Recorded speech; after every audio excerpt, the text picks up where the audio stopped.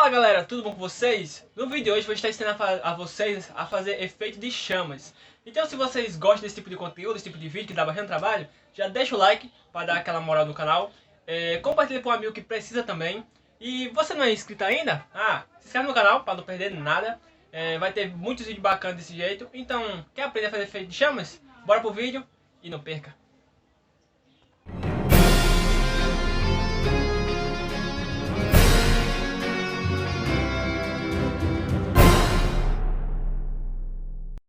Bom, primeiro eu vou usar a cor vermelha, que você vai usar bastante.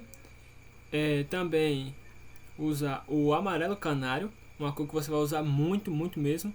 Laranja da Giotto, ela é um laranja escuro. Amarelo normal, amarelo sol para alguns. Um vermelho mais claro, que você vai usar bastante também. E um laranja, o laranja normal, da Faber-Castell ou algum outro laranja. O laranja claro, você pode usar de outras marcas também. O branco, para mesclar um pouco. Canela e marrom. Beleza? Essas cores é a que eu vou usar. Sem mais delongas, bora pro vídeo. Bom galera, começando pelo lápis vermelho. Veja que eu preenchi toda aquela área com pressão no lápis, mas sem pressa. Com o vermelho mais claro ou mesmo vermelho, use pela área como base, bem de leve, com calma, sem pressa.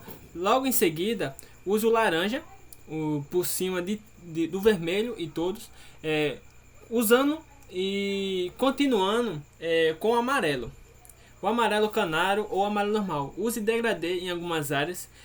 Veja que vai ficar ficando bacana o jeito que vai chegando os tons, que amarelo e laranja é uma cor que combina muito. Então vale a pena vocês misturarem essas cores. Usei caneta de cor em algumas áreas. Se vocês quiserem usar qualquer caneta também, eu usei da Stabilo. Se vocês quiserem saber, eu usei da Stabilo. Mas vocês podem usar qualquer caneta vermelha ou amarela. Para marcar onde eu vou passar o amarelo, onde fica as chamas, para não me perder na hora. Degradê. Veja que na parte mais clara já usei bastante degradê diferente. Usando degradê, usando amarelo canário, logo depois o amarelo e vindo com o laranja escuro, mas sempre respeitando o degradê do lápis anterior. Tente fazer o mais linear possível, usando o marrom. Aperte um pouco o lápis e vá soltando assim forma um degradê melhor. Logo em seguida, use o vermelho e o laranja por cima da área do marrom. Laranja claro por cima de tudo para cobrir as partes brancas, aquelas partezinhas brancas que vocês acham ruim e ficar mais homogênea. Marcação. Vinícius, qual a importância da marcação?